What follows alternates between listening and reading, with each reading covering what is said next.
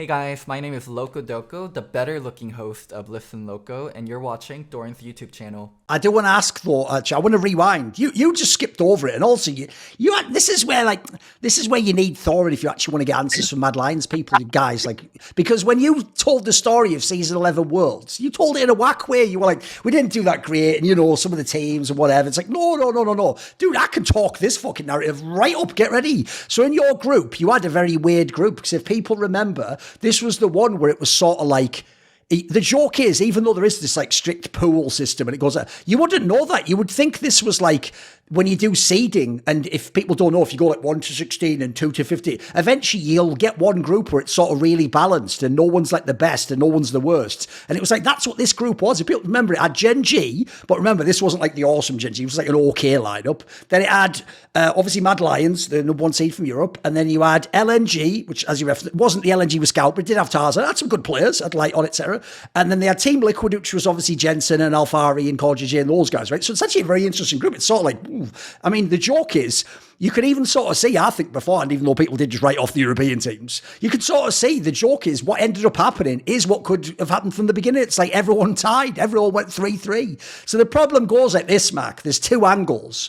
I normally hate it. Shout out amazing from TSM. When people go, but if I'd won this BO1, then I'd blah, blah, blah, blah, blah, blah. And it's like, but one, you didn't. And then two, you like, yeah. And like the famous guy said on British TV, if my grandma had wheels, she'd be a bike. Anyone can do that. But I'll tell you what, mate, you might actually have the best case ever to do this. Because one, since you went 3-3 and then it was a tiebreaker and you won the first one and then you lost to Gen G, so you didn't get out. People have to think this through. That means there was literally 4 best of ones that if you won one of them, you would be in the quarters in first. No, listen, in first place. Oh, yes. You went in second and then you drew the best team in the fucking tournament. So it was over. So here's the thing, because you drew down one if people don't know. Instead, if you won this, you would have actually, it turns out, gotten Cloud9 somehow, because they obviously did that crazy escape. That might have been a semi-final for real for this team. And by the way, if people don't know, I know people meme on your international, dude. Like, this MSI slept on, but dude, this team could actually, I think you could have beaten Cloud9. I think you could have been in that semis against EDG. And by the way, EDG wasn't like unbeatable. They were going 5 games with everyone. You were how humble about it before. There must be a what-if thought about this tournament, right? Like I said, you need one of the 4. I'm not saying you have to win this one. No, you can win any of these 4. If literally someone flips a Baron, someone just doesn't die on level 1, who knows what has to happen, but this could have been a crazy run, right? I mean, it could have been. It could have been. I think we were pretty gutted not getting C9, obviously. But I think the reason that I'm not like, if only, is because Gen G were like actually good, right? And I think they were a hard matchup for us. I think they were like really sleeper in the sense that Splyce was sleeper in 2019. Right. They were boring. They were not a fun team, but they team fought really fucking well. And we came up against this. We were really used to being able to get into these wacky scenarios and then out team fight people in the late game. And we just came up against this fucking brick wall and just couldn't. I remember the team fights against them just feeling so fucking difficult. And even the game that we won against them was like, I think if I remember correctly, it was ultra late game scaling Yuumi, Lucian, LeBlanc, Kiana, like Yuumi and 4 insane Yuumi carriers where it was like, holy fuck, how did we get this type of draft, So I felt like Gen G were pretty hard to beat, to be honest. I don't think it was a fluke that we didn't beat them in best of ones. Because the difference is, this is why the one game being the flipping factor is so insane. Instead, you drew, even though they didn't win Worlds, the stone-cold favourite DAMWON. And the worst thing is, dude, this is where, unfortunately, Wikipedias will never actually tell you what happened in the game. They'll just tell you who won the game. It'll tell you it's 3-0, and so everyone will go, who gives a shit? And I remember even when it was drawn, they were like, they can't win this one. Dude, 2 of those games were actually fucking interesting games. Like, people forget this. Like, yeah, the first game was obviously like the smash, get out the server or whatever. After that, like, even though it's a 3-0, there's moments in these games, there's hope in these games. There's like times when you can think it could work out right. Yeah, I remember, I think it was game 3 where we really had them on the ropes and DAMWON did a Baron start that literally, like we were the team that year in Europe that started Baron the most to force fights, to like secure the objective early, like to snowball games. We were actually good at that, but it wasn't really something that European teams did very much, or at least very well, in my opinion. And we were in this really favorable position in the game, And DAMWON did this Baron start that I swear to God, like at that point, I think there were like, I don't know, 4, maybe 8, but I don't think 8 teams in the world, like in the entire world, that would start Baron at that point and actually be able to execute it. And they got this insane flank on us and just won the game off of it. But that game was very much our game in terms of like, if I look back at like regrets and the what ifs and the moments, that's definitely the one, is that Baron start that they did, where if they hadn't started Baron and got it at that moment in like 1 minute, it was kind of game over. Right. Obviously, if you bring up the word ego, it's almost exclusively used when people's egos are too fucking big and they're being a dick, and therefore we're talking about your ego. But I thought there was a great quote that a guy once said, where he just said, everyone has to have an ego. It's how you know whose mouth to put food into when you're eating dinner at a dinner party. Like, the point is, obviously, you have to take care of yourself. You have to know you're good, all the... So here's my question. Even though people might think they know Mac's career, I think if they don't really characterize this year, you were a rookie head coach who has just won both splits, taken DAMWON to 5 games at MSI. Like I say, could have had this awesome run potentially at Worlds. After this year, did you have an ego? Did you think, hey, I'm pretty fucking good? Did you think you were the best coach? Maybe. I mean, definitely. I think the hubris, if I look at it, was thinking that we would be able to replace Humanoid, and that we would be able to have like thinking that you could kind of create a superstar player. That's definitely the hubris, right? And I think that's a really common hubris. Players, there are a lot of players like this, where I think there are 2 classic ones for coaches. I think there's a player who is like an insane teammate who's like this incredible culture piece, and you think like, I can make this guy better in game. And then there's the really, really complicated player. Like, people have this with Upset, they have it with Leader. People who don't have a good reputation for being a good teammate, but are incredibly individual skilled. And people have this fantasy about, I can be the coach that if people don't know, there's like a moth to the flame allure. I'm not this spoiler. This will come out soon. I've heard this is the story with why Reckless got so many chances, is because what you're saying is exactly what every coach was thinking. They were thinking, sure, he's had these problems before, but if I was the one to unlock the talent, and then you just think of all the potential, don't you? Yeah, exactly. So I think if there was some hubris on my part, it was definitely that, like thinking that it would be easier than it was to replace a mid laner like Humanoid in terms of what I could realistically teach someone to do in the game. Because, I mean, Rika got a lot of shit because he was filling some big shoes and he was a rookie and he had some bad performances. But like that guy... And I think people also thought he was boring, quite frankly. It's not even like it's necessarily just bad. I think, unfortunately, if you're boring, like as bad as it sounds, I do think for a fan, they'd rather have a Hylissang, good or bad, than someone who just does it like quietly and you don't know what they do if you're outside the team. I think a fan can't see that, Yeah. And I think realistically, Rika was put into the wrong role in the team in terms of like the roster balance, because I thought that we could make him into a player that was more than like what he was currently doing in game, because of all of the amazing intangibles that he had. Like, he was super decisive, he was super aggressive, he was really open-minded, he was like willing to do everything that we said in terms of like, go read this book or go research this or go meditate or exercise or whatever it is, he was like the perfect culture piece in that sense. And so I thought, right, like, we're going to make like this really amazing organization, this really amazing team to work inside, and like, this guy has individual talent, and I can like, I've spent how many years? 3 years working with Humanoid. Like, surely I can impart some of that knowledge onto him, right? The reality of the situation was that it didn't happen quickly enough, and his confidence was really shattered as a result. And that's when, as this is a really common theme with players, right? And it's happened to a lot of players that I've seen over the years, where if someone's confidence gets really, really like put in the bin, they suddenly, a lot of the things that they were really good at, like being able to accept feedback or being able to have conversations in like an unemotional way that isn't kind of charged, those things go out the window because their ego is hurt, or because they don't believe in themselves anymore, or however you want to phrase it, right? And that's kind of what ended up happening with Rika, even though I still do think he actually had a lot of individual talent.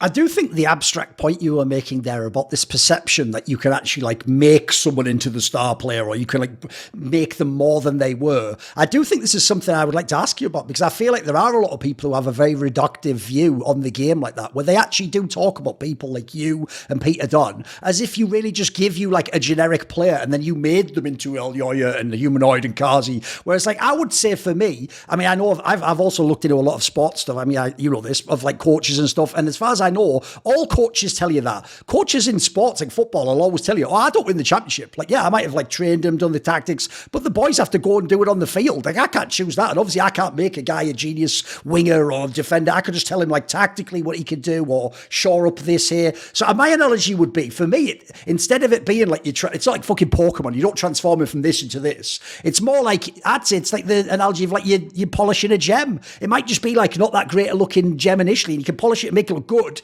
But at the end of the day, if it was a rubbish gem to begin with, it can never become a fucking amazing diamond, you know? Like, it has to already, in some degree, be the diamond in the rough beforehand. So, do you think people do get a misperception about what's possible with players? Because I almost think when they talk about coaches, they almost ignore what players you have and talk like you won the league because you're the best, you know? Yeah, I think people also tend to really assume that being good is like this linear scale where, you know, like a good coach takes a player from a 6 out of 10 to an 8 out of 10. Right. And there's like this objective scale of goodness, of how good you are at League of Legends, which is just not the way it works, realistically, right? I think there are so many facets to being a good League of Legends player in a good team and your role within that team, right? So I think realistically, a coach's job is to get the best out of a player, right? And we talked about players who are kind of intellectual versus instinctual earlier. There are some of those instincts you can't teach, and you can't raise someone's in-game IQ in that sense, right? Like, for example, I said about how fast a learner Humanoid is. I can't make someone, okay, I can help someone become a better learner. There's a certain degree to which, like, so this is a growth mindset versus fixed mindset topic where, you know, certain people believe that people are either born smart or stupid. Yes. And generally speaking, and that kind of can't be changed, right? And the more of a growth mindset you have, the more that you believe that can be changed, right? Which it can, but the extent to which, like, I am capable of forcing someone to change in that way is very limited, right? They have to be open to it. They have to have the right tools for it. They have to have the willingness to do it. They have to have the motivation and the grit and the mental toughness to do it. And they have to have the time to do it. And I have to have the time to do it, which realistically is like a pretty big ask when you're coaching a team full of other people and you're trying to do all the strategy stuff and trying to do the draft and trying to do everything else, right? So there is a limit, right? Realistically, as I said, I think my job is to get the best out of people. And so that comes down to a few things, right? Making sure they're healthy and happy is making sure that all of their basic needs are met. And then after that, it's really about, in my opinion, finding out what it is that really kind of speaks to that person in terms of how to give ideas to that person and give resources to that person in a way that will actually make them want to use them, right? Like, my job is to give the players the tools that they need in order to do what they fucking want to do. Like, I'm not there to convince them how to do it or to like change the structure of their brains, right? The ideal is for the drive to be from them, right? If you want to be technical about it, the term that I use is athlete centric for my coaching style, which basically means that the player is kind of deciding where to go. It's athlete driven. Athlete. Oh God. Focused, maybe, or something. What would the term be? Do you know what? I can't even remember what it is anymore. That's really embarrassing. Good. We get the premise anyway. Keep going. Yeah. So the point is the athlete is the one that's deciding where we're going, and I'm kind of, whether you want to define it as like guiding them along or kind of pushing them along from behind or just giving them the things or asking the right questions, whatever, you know, there's a million different ways to describe it. Is the ideal, right? That they're the ones that are walking down the path and I'm just helping them.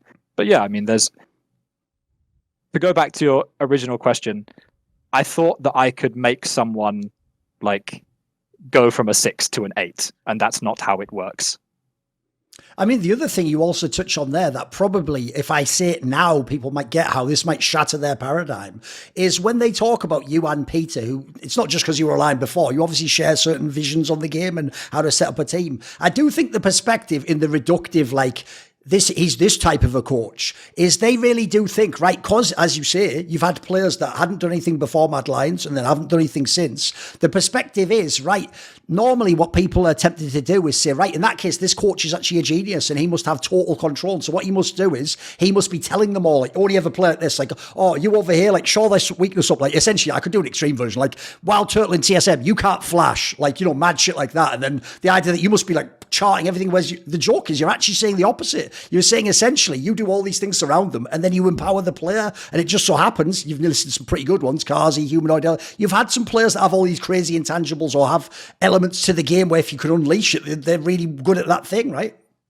Yeah, for sure. And I very much believe I mean, I don't want to compare myself to Phil Jackson. That would be really fucking egregious, right? But like, I'm really inspired by Phil Jackson. Right. And if you ask me, like, would you like to be, like, which coach of esports would you like to be? You know, the X or the Y, like the Greg Popovich or the whatever of esports, right? For me, it would be Phil Jackson, right? That's the guy that, or maybe John Wooden, which is pretty similar, I think, because those guys are all about empowering individuals to lead, right? Giving them the tools that they need to become better people. It's not just about like winning. It's not about being a better player. It's not about clicking better. It's not about, like you said, you don't get to flash or you have to do this way or we're going to run this play my way. No, it's about giving people the tools that they need in order to become the best version of themselves, right? When I am done working with a player, I want them to visibly be a better person. And I think if you can do that consistently, that's when you're a pretty good coach and that's when you're going to get pretty good results. Another question I have. Okay, well, what I'll flip to now is I want to ask. I would never describe you as a coach who lacks humility, right? I would say you seem like a very humble coach. But you said there yourself, you coming off the big 2021 year, you riding high, you've had the success. When you come and have that spring split in 2022, it must be pretty humbling, right? It must make you think, fuck, I've got to rethink some things because he didn't even make the playoffs. Yep. First time ever missing playoffs, which obviously sucked. I think that was definitely one of the hardest moments for me personally. I mean, I think if I think back over my career, there were two moments that really, really got me good. First one was getting knocked out of play-ins in 2020, because we'd had so many expectations that year, in the sense that, like, once we started performing well, I remember there being this like a broadcast segment, like, is Mad Lions 2020 better than G2 2019? And we're like, what the fuck? Like the kind of narratives around us became very, very accelerated very quickly. And then to go out in play-ins, which no European team, no major region team had ever gone out in play-ins, right? So it was like, and I did it twice, by the way. So that was a big inflection point for me. And the second one was missing playoffs in 2022. And it's really funny because we've, like, a lot of the Mad Lions players and I have had that experience, right? Like, that's something that this is definitely going to sound like ego, that I didn't think that was possible for me. Like, I just didn't think that would ever happen. And I remember talking to Kazi and talking to Humanoid and them both saying the same thing. Like, when they went away and missed playoffs on another team, it was like, I didn't think I could do that. I didn't think that was possible for me. So that was a big one. More than that, that was the first time that I've ever had to change a player in the middle of a year. Like, obviously we've changed lots of players at the end of the year, but it's the first time I've ever actually benched a player that for, we cannot continue with you anymore because XYZ, this team isn't going to succeed with you on it, right? And that is something that, like, I came out of that talk and was like, I never want to fucking do that again. Obviously, here's what's funny. I actually now have the perfect reference point to give people for the summer split team, though, which is, I think that the problems you had in spring and then the player change being Nisqy, who, if people don't know, was in ye old Fnatic contract prison for that split. the fact he came in and hadn't played at all, and you'd had the failure with the Mad Lions, I think it did for Nisqy's career to some degree what Faker has just had done for him in T1, where people were starting to go, yeah, Faker's sort of lost it, hasn't he? And then when he went out with the injury and they saw how T1 collapsed, they came back, everyone was like, what, the Faker's the shit, he's the greatest captain ever. Like, and I have to say, myself, this impressed me, because I know Nisqy has that thing of like, he helps the jungle or whatever. Like, dude, it looked like the whole team's night and day when he came in. So can you give me some thoughts on this? Obviously, it's someone you worked with previously. Yeah, for sure. So, I mean, Nisqy had that exact thing that I said that Ghazi had earlier, where in a fight, Nisqy would be the loudest fucking guy. Nisqy would be there like, go, go, go, go, go, kill this guy, and we win this fight right now, throw everything, do it. Or if a fight goes badly, he would be like, get out, everyone out, out, out, out, out, out. Like, he would be the first guy to start talking in a fight about what we're doing and giving the team direction. And that's something that we just didn't have. Like, that team wasn't even that bad. Like, if you go back and look at the games from the 2022 spring, we had early game leads in like every single game. We were like a good early game team, and we consistently lost games with like 5k gold leads because our team fighting was just beyond horrendous. It was so bad. And Nisqy came in and kind of just fixed it. And then suddenly we were a team that had good early game and could also team fight okay. And then we were a good team, you know? What would you say for Nisqy about this year? Because the problem goes like this. This is where, if someone's an LCS fan, they think Nisqy fucking sucks because they've only seen him internationally and they were like, what the hell? This guy shouldn't even be here. But like, there was earlier splits this year. I thought he also was smurfing. He was looking awesome, dude. Definitely. I think Nisqy like really deserves the credit of being such an incredibly hardworking individual, in the sense that like after last year, after 2022, the narrative around Nisqy was very much like, this guy can't play control majors, this guy can't play whatever. Like, there was even a lot of fucking like nonsense going into our series against EG, where we were going to be playing against Jojopion, and Jojopion kept finding Nisqy in champions queue, and he would literally just like copy paste and he would write so like Galio, TF, Rise, whatever. Like, he would just list like a bunch of like supportive mid laners, and he would just spam it in chat whenever he found Nisqy, and that was like the narrative around him, right? So at the end of this year, the guy went and played like 1 million games of solo queue at the end of 2022, just spamming like Azir and LeBlanc and Akali and whatever. And then this year, I mean, Azir has been one of his best champions. LeBlanc was one of the champions that, I mean, he played it in 2 games against XL that qualified us to Worlds. Like, I think you really can't take that away from Nisqy, in the sense that this guy can outwork like any limitation that he has. He can go, as long as he has someone that like believes in him and someone that is, you know, there to give him feedback and give him the right direction. Like, he will just go and do the work to make it happen if he thinks that that's what is needed to win. Even in 2022, even though obviously, look, we'll get to the like Worlds thing in a second, but the first question goes like this. The reason why actually people already were like queued up to hit on Mad Lions at Worlds is because you managed to do that thing that is the more, it's why I told LEC when they made that, even though I love double elim, you have to change the way you do it though if double elim qualifies you to Worlds, because otherwise you get this problem, which is a team can look great in the regular split, they get the top seed, and then essentially they go to Worlds anyway if they win a certain game or whatever. So the problem there was, because you didn't win a playoff series, it kind of like left the split on a sour note. Like, your team was cooking in the second half of that split. So what happened in the playoffs? Why was there no sort of run? Because as well, I'll also throw this in. If you looked at teams like Fnatic, Rogue, they were sort of there for the taking, it looked like. Yeah. And I mean, that Rogue series is definitely one of my regrets, in the sense that like we were 2-1 up, and in game 4 we had a massive lead and we threw it, and it was rough. And we 5-picked Swain, and I'd wished that we'd 4-picked Ari instead, and I was sure that if we'd 4-picked Ari, we would have just won the fucking series then and there and gone to Worlds, and none of this bullshit would ever happened. So that was definitely a regret on my part. In terms of what happened to that team, I mean, that was the split where Nisqy got MVP and where we were like smashing everyone in the regular season, you know? And that was the split also where there was this big shift from melee supports to enchanter supports, where suddenly it was like, oh wow, Lucian Nami's meant like crazy broken.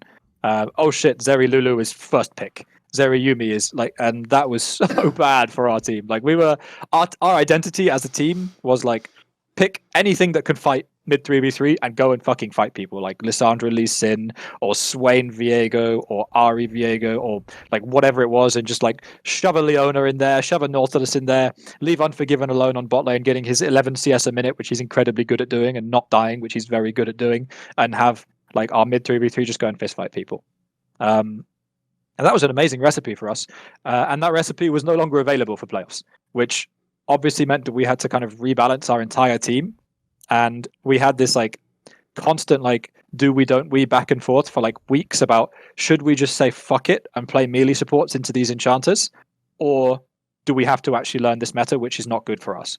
Because when you play an enchanter meta, your bot lane has to lead the entire game. You know, like the whole game is about like really minor things on bot lane. Like, for example, when it was Lucian Nami, it was like getting Lucian his serrated Dirk base and then smacking people with his serrated Dirk because it was such a massive power spike and he had first strike and he could farm gold off it and blah, blah, blah, blah, blah. So like really small things like that, you had to plan your early game around doing it and then execute it really well and really aggressively and plan around it. And just because of the mix of players we had, I'm not even saying that specifically because of bot lane, everyone in our team was bad at that. Like it was rough for us in terms of meta.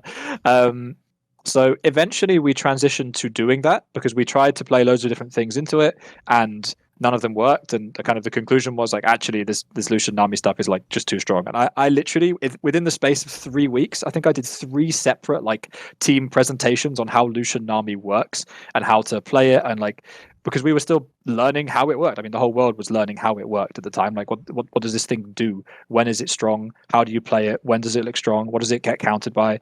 All this type of stuff. And the kind of end result is that we were too slow on the arms race. Like we weren't able to pick that up quickly enough. We had a series against Rogue where actually we did play it. I mean, to be fair, we actually did play it pretty well by that time. But the players that we were playing against were like Upset and Hylissang, who were pretty fucking good at it. And then, if I'm not mistaken, Comp and Trimby. Yes. Which was, you know, that's not an easy task for Unforgiven and Kaiser to go up against in terms of like the meta was so naturally suited to Comp and Trimby for like enchanters, and then Upset and Hilly like that year they were just the best bot lane in the LEC, right? Like I don't think that was questionable until you hit like the final playoffs where Comp and Trimby like really popped off and they had like the playoff run of their lives. But up until that point, I don't think it was arguable that Upset and Hilly were just the best bot lane in the LEC. Right, obviously this Worlds is the one that like really stung. It was the one where you got, not only did he lose to fucking NA, which is the ultimate cardinal sin, by the way, that you must be excommunicated from the Church of European League of Legends for. But it's not even just that. If people don't remember, dude, that whole Worlds run, there was something off, wasn't there? Like, I remember even in the group stage, it was like, you didn't really have a chance against the top teams. Then, like, dude, people forget this. Even Saigon Buffaloes were giving you a fucking game, mate. That wasn't even just, that should be just a walkover if you think about if it's going to be a top European team. So, to me, like, the warning signs were there, but then, man, this EG series is a bomber. So, give me some thoughts on this Worlds run. Ooh. I mean, we were just really limited as a team in terms of we got to the tournament and we just didn't find like combos of champions that clicked for us outside of a few very specific things, right? Like we just didn't have good results on like anything that wasn't Gnar or Seraphine or Draven or Silas. And like going into the EG series, like we played Saigon Buffalo and they had to ban away Belveth and they had to ban away Seraphine by the end of it because we had these like wacky comps that worked. And we were like, okay, I think we just about have enough, right? Like Draven has been permaban against Unforgiven for like 6 months at this point because he's insane on the champion. Silas has been permaban against Nisqy because he was the MVP of the league and his Silas was really insane. Then they need to ban away Seraphine, then they need to ban away Belveth, and then they need to ban away Gnar. So like we should have enough picks, right? Like we have enough picks for this series because they don't have enough bans to deal with these things. And like you go into a series like that thinking, okay, if we get Draven, we're happy. If we get Silas, we're happy. If we get Seraphine, we're happy. If we get Belveth, like whatever, you know. You have your like S tier picks. So we had our 5 S tier picks going into the series, which we had like toiled and sweated to get these picks ready. In terms of like, because when we got to the tournament, we were really rough. Like we were really rough in terms of like we were losing scrims to like Brazilian teams and Latin American teams, all this type of stuff. And we'd finally found our like 5 champions after a long time, we'd found our like 5 champions. We had Varus as well that we were pretty good with, I think. That we're like, okay, we're happy with these champions, and like we can beat we can definitely beat EG playing these champions. And then we go into game 1, and they give Willie his Draven, which none of us were expecting, and we lose. And we're like, oh shit. And that's a really tough moment as a player. Your first time on the international stage, being given your best champion and losing, and not just like losing, but losing pretty badly, like losing lane as Draven. And they gave us Sylas as well. I think they gave us Draven Sylas twice in a row, which was like in Europe, like if we get those champions, we just win the game. Was kind of our mindset, you know. At least that had been our experience up until then. It's a bit like reductive, right? But it's those were our champs that we were super confident with. And then we had like the worst day of all days ever, and it just completely broke our confidence. Like individually, we had so many fumbles, like really stupid things, like we see the enemy jungler walk over 2 wards and he's called and pinged, and then we die to the gank, and we're like, oh shit, guys. Like, oh shit. I remember going into game 3 of that series just being like, what the fuck do we draft? Like, what do we do to win this game? And just coming up with nothing. Just coming up with absolutely nothing. And yeah, in the end, I turned around to the players and was like, guys, who's got the pick? Like, who's got the first pick? That's like, pick me the champ and I'll win the game.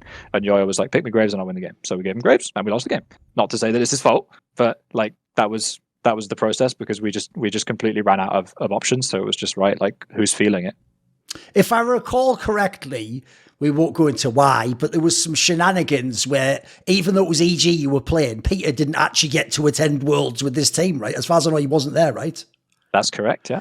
But even so, there had to be a weird element of that, right, Mark? Like, that's like a fucking anime. It's like you go and then now you have to like face your master in the dojo, and like, can you one up? Was there an element of that? Absolutely. I was so hyped to play against Peter. I was really hyped for it, but I was obviously really sad that he wasn't there in Mexico. And then a player, like, people probably surprised I'm going to ask about this player, but if so, you don't know what I know about the game. So I actually think, dude, this is where, and one thing I'm getting a bit sick and tired of with the League of Legends circuit is anyone who doesn't follow a region only watches international, and then they just like expand a crazy small sample size into as if that's like the player's whole identity. And so I think Unforgiven's one of the worst victims of this I've ever seen, mate, because in that like bad Mad Lions, dude, he was good in the spring split. Like, he actually looked at, fucking hell, who's this rookie? Like, this guy's actually good. And then in the summer, his problem was he was doing great. And then obviously as a rookie in the playoffs, think about that. Your first playoff game is in the upper bracket in the fucking summer splits. Like, you haven't even had a chance in spring to get out your system. So obviously he didn't go awesome. And then he goes to Worlds. And as you say, he doesn't do well, right? He's a pure rookie, essentially. And now, after that, I couldn't even believe that he just got lost in that bloody NA system. And if people don't know, the only reason he got to play again is because of all the shenanigans with EG and the fact that with esports winter and everyone's slashing the budgets and it's just whoever's available. Like, it's not about big names anymore. So, would you agree with me? Have people misunderstood this player? I was pretty surprised that he didn't get opportunities after 2022. Because I thought he was just good, and I was sure he would get opportunities. And I mean, like, for us, it was, I think looking back in hindsight, I think we made the right decision of bringing Kazi back. I don't think that you can, like, realistically doubt that decision. And for us, it was obviously a very emotional decision in the sense that we'd all won championships with Kazi. And, like, he was just coming off a bad year at Vitality. So it was, like, a really easy decision for us in that sense. But I also expected Willie to get an LEC slot somewhere, and like there were obviously other things that went into the decision, right? I'm not saying that everything with Unforgiven was absolutely perfect. Like, he was a rookie player that had issues but they were perfectly normal issues for a rookie player. Yes, like there wasn't anything untoward where it was like, fuck me, we can't work with this guy. So, and like, would I be happy to work with Unforgiven again one day? Yeah, for sure. Do I think that he would be good enough to like could you win an LEC championship with Unforgiven on your roster? Yes, I believe so.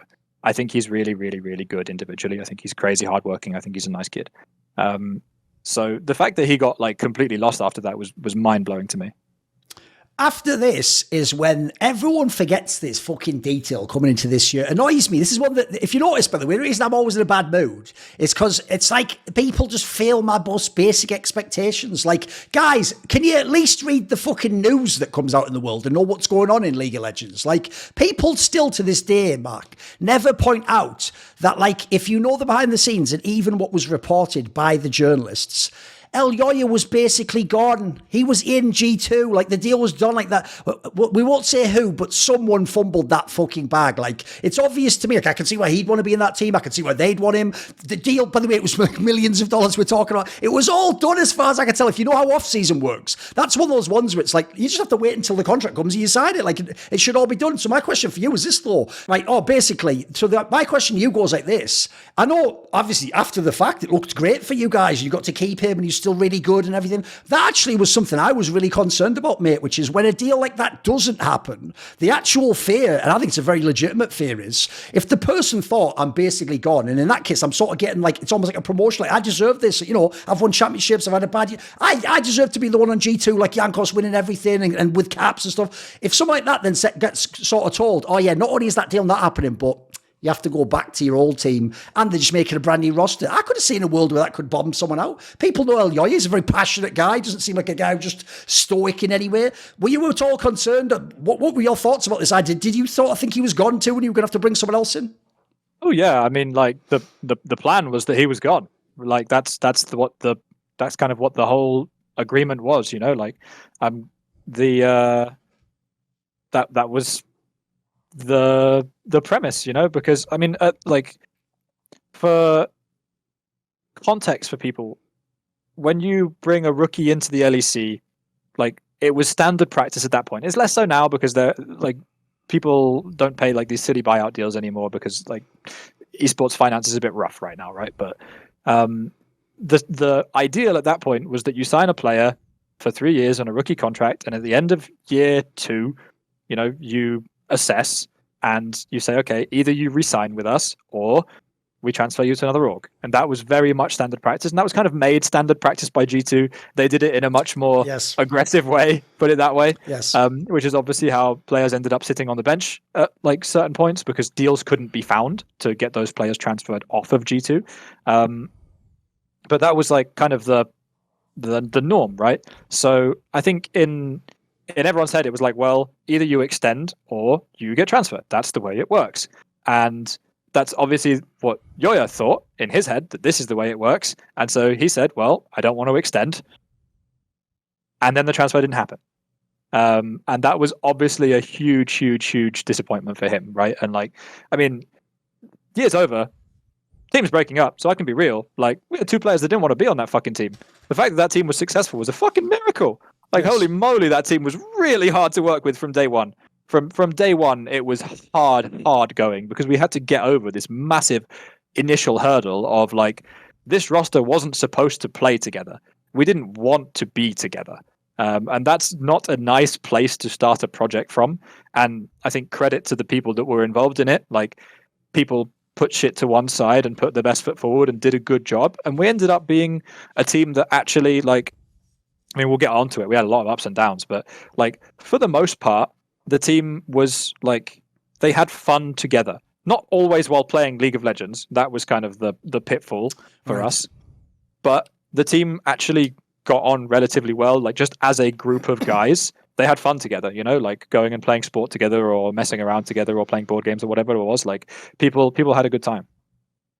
And then obviously another move that was done in this season. This is where though I feel like I can give you the layup on this one, or the alley-oop as it were. So it goes like this, right? To a fan, they're like, lol, he's picked up Hylissang. And let's be real, Hylissang had just come off like a fucking nightmare fuel split, which if you're a coach, which is like, fucking hell, like if you put this guy in, like, it's not even we're talking about personality. If you just put him into the game, it's like the game explodes, like, and not always in the good way like it used to be in the old Fnatic. Like, this was the really bad one where everyone had written him off completely. And I've heard even teammates were like, get him the fuck off this team because like he'd gone too far south, right? But at the same time, there's 2 factors I have to bring up here, Mac. One, That was an enchanter meta. Think of all the champions Mac just listed in the story. Nami, Yumi. Does this sound like fucking Hylissang champions? And then too, and by the way, you have to be a noob in League of Legends to not think that like eventually the control mages will come back in mid. Eventually, engage will come back in bot lane. Like you have to just know the game to know these are cycles. These things always come back. So one, you had to obviously think that. So to me, the angle I have is if you're talking before about like how do you put an environment around players, dude, even getting the option to have someone like Hylissang, it's like, yeah, he might have been at his lowest, but it's like, mate, this is like a tuner up car. Like if I get, if I work on the pieces here, I can have a mega, I can have like a fucking Corvette or something that drive out the garage and look awesome. You must have thought like this is like found gold to get something like that, to even have them available, right? For sure. I mean, so we were final choice for support for us was between Hilly and Ignar, actually. And I remember like I had spoken to Ignar a bunch and we really liked him, and he's a player that I had like ever since he was in like Schalke way back in the day. I had had a lot of respect for him. I thought he was really smart. I really liked the way he moved the map. I thought he was decisive. He's good at getting flanks. Like I liked Ignar a lot, and I thought people were kind of sleeping on him. So we were super happy to go and sign Ignar. And then at like kind of the 11th hour, it was like, wait, Hilly's an option? Like, why is Hilly an option?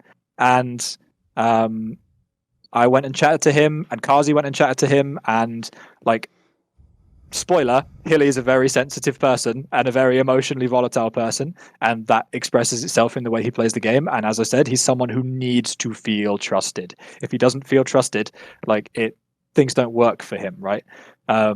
So like you just won't get the best out of him as a player. And I had a chat with him where, basically he told me that he didn't feel trusted at almost any point in the year on Fnatic, and he hadn't enjoyed it. And it was tough in terms of like the way things were internally in the team, right? And Kazi had a similar conversation with him, and Kazi kind of came back to me and was like, I really like this guy. Like, let's do it. And I remember people thought we were fucking insane putting Kazi and Hilly together. Oh no, it sounded like the ultimate in bot lane, didn't it? Yeah. By the way, along those lines, though, this is what I would ask you. At the same time, like I set up, there are still dangers in doing this move, though. Like, there are ways it could blow up in your face, not just reputation. Like, if people don't know those stories that have been on LEC, like post-game lobby forever, back when G2 and Fnatic were the ones always battling, they would always tell these stories that, like, oh, you should see the scrims, they're crazy. It's like, it's either like 50 kills or it's like whatever. What they don't realise is those stories are just because Hylissang was on Fnatic. Like, if people don't know, this is the most notorious scrim player probably in the history of League of Legends. Like, think about how he plays in the officials, guys. What the fuck do you think he does in the scrims? Like, I've heard he really is the guy back where it's like, when you said earlier you don't know if a player will go 10-0 or 0-10, it just sounds like you're talking about Hylissang, mate. How do you work with that? I mean, my man tries things in scrims, that's for sure.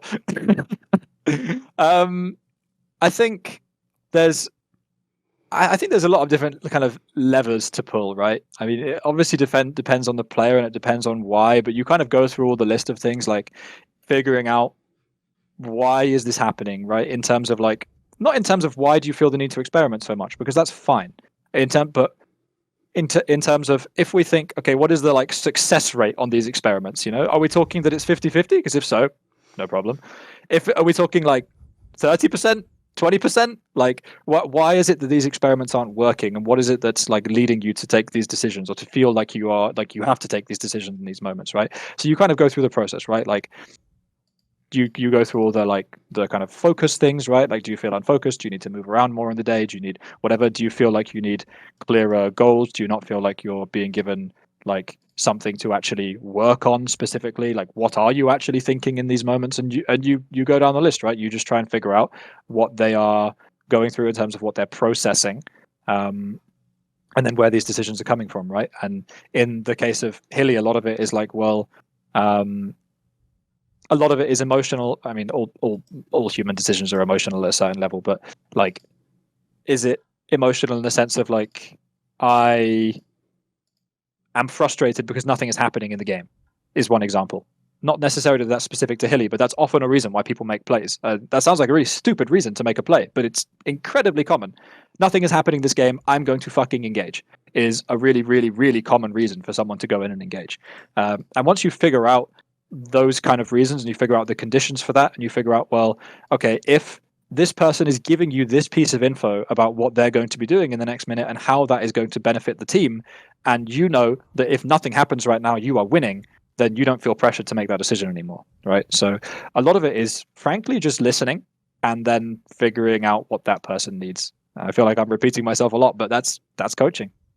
When I make content, it isn't just me, the mic, and a guest or a topic. It's also me with the support of my whole crew. Who's that, you might ask? The Skrilluminati. That's who. They include Frisky, Matt Pugnaccio-Racula, Ahmed Hadju, Tosh, Tobias Bernasconi, Jensen Gore, Animosity, Toucan, and you know it if you've heard it before, but if you haven't, a special thanks goes out to my main man, Jerky's Minion. Well, if you want to know upcoming topics and guests I'm going to have on my channel, maybe you want to ask me a question to answer in an AMA in video fashion. Do you want to hear one of those long discussions and actually be part of it and be able to ask me questions? Want to find out who I'm going to interview next? If any of these perks or more appeal to you, put your money where your mouth is. Join the Skrilluminati today via the Patreon link in the description box below.